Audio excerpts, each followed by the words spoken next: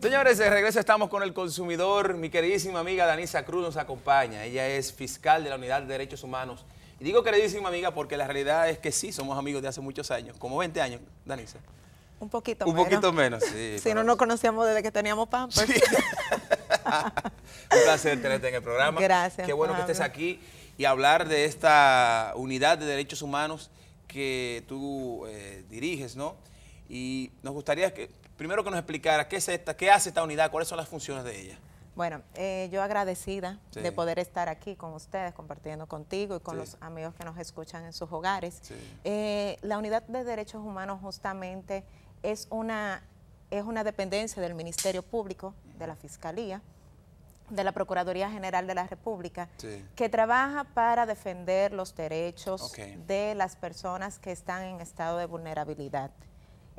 Además de los derechos de todos los ciudadanos en sentido general, nosotros hacemos un énfasis a las personas en estado de vulnerabilidad.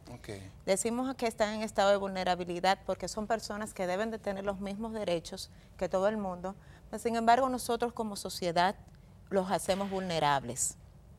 Estas son especialmente las personas que tienen, las personas con discapacidad, los adultos mayores, las personas que viven, por ejemplo, que viven con VIH, son personas que tienden a ser vulnerables. Están también las personas que viven en extrema pobreza, los privados de libertad, las trabajadoras sexuales y la población LGBTI. Son los que están definidos como tal por los organismos internacionales. Tú mencionaste una parte que dentro de lo que ustedes defienden y apoyan, que es las personas que están afectadas del VIH, del virus de inmunodeficiencia humana.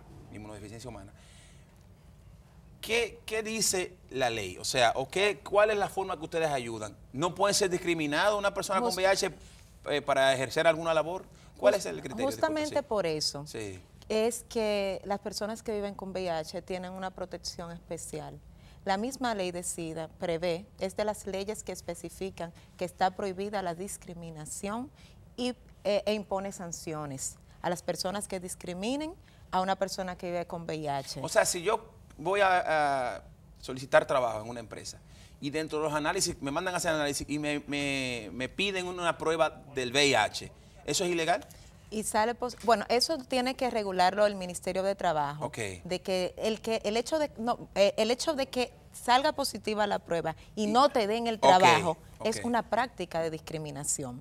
Y eso es lo que está penado. Pero entonces, ¿para qué te puede pedir una empresa? Porque lo han hecho, lo hacen, una prueba de VIH. ¿Cuál información pueden sacar de esta? Que yo tengo VIH, bueno, pero yo no estoy obligado a decirlo tampoco. Bueno, depende si hay algún tipo de manejo que no puede tener contacto, aunque ya creo, con ningún tipo de trabajo específico. En estos momentos, hoy día, el hecho de tener contacto con una persona con VIH creo que puede tener algún tipo de inconveniente. Pero en ciertos momentos donde la cultura, no había la suficiente información, por ejemplo, de que el virus con el contacto del aire no tiene, inmediatamente muere. Sé que tenía ese tabú y tal vez una persona que iba a trabajar con alimentos, ellos entendían que tal vez no podía tener contacto o algo así.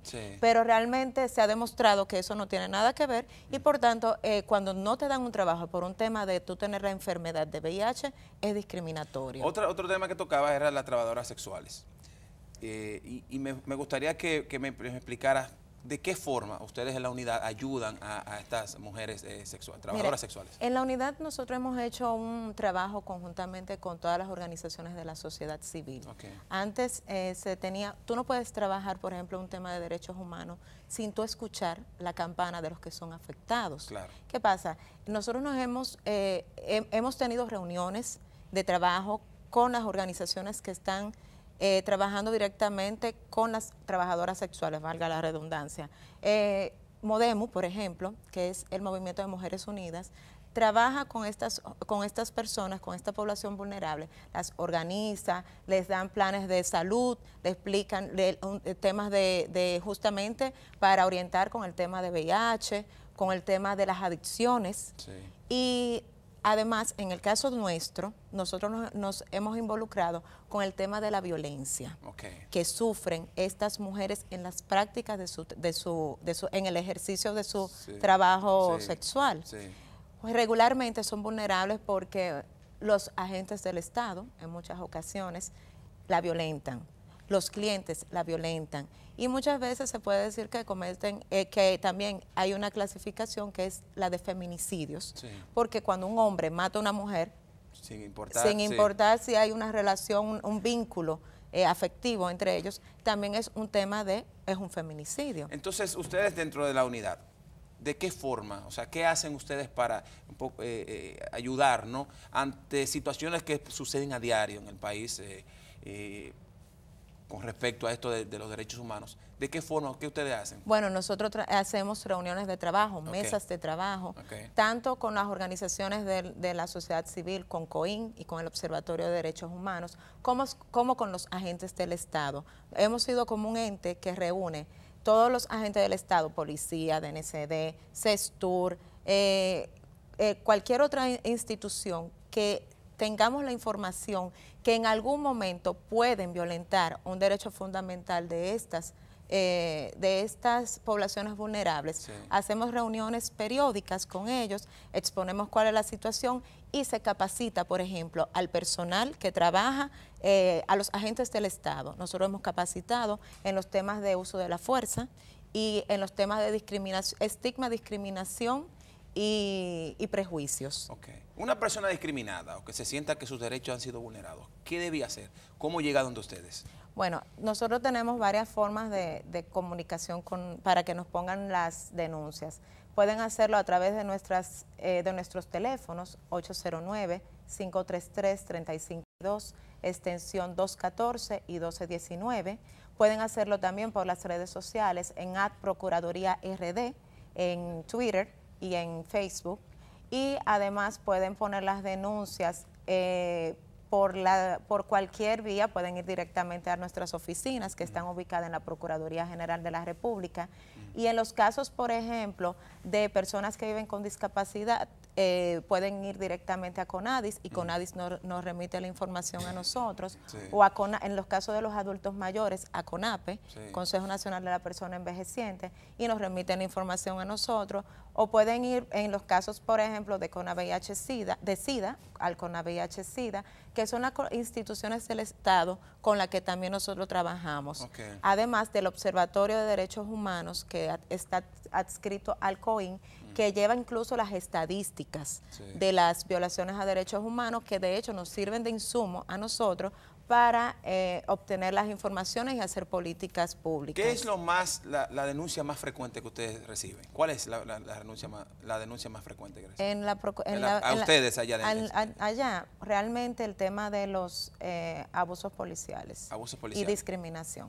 Son los dos discriminación temas. Y abuso policial. Sí. Y en el caso, tú viniste hace unos meses atrás y hablábamos del tema de los niños, hablamos de los envejecientes, pero también el tema de los niños. El caso de los niños, porque los niños son vulnerables. Yo, por ejemplo, el otro día fui a comer y me encontré un niño, que siempre lo veo por la Tiradentes, y me lo saluda, y me dice, te veo en el programa, siempre me saluda. Y hasta le vendé cena ese día y todo, pero lo veo que trabaja, y me dice, le pregunto, ¿de cuándo tú trabajas? De los 7 años. Y trabajo, y él vende unos dulces, unos chocolates, unas cosas, y lo hace todos los días. Y eso me lleva a reflexionar, wow, ¿cuántos más hay así? ¿Qué se hace con esto? ¿Esto entra dentro de lo que son las discriminaciones sociales? Ellos están en estado de vulnerabilidad. Sí. Pero el tema de ellos, el magistrado procurador, sí, anunció hace unos meses el proyecto que se está trabajando, okay, con el Ministerio de Educación y con el despacho de la primera dama. Sí. Es un albergue que se está haciendo, okay, y que esperamos que a la brevedad pueda ser, sí, aperturado. Sí.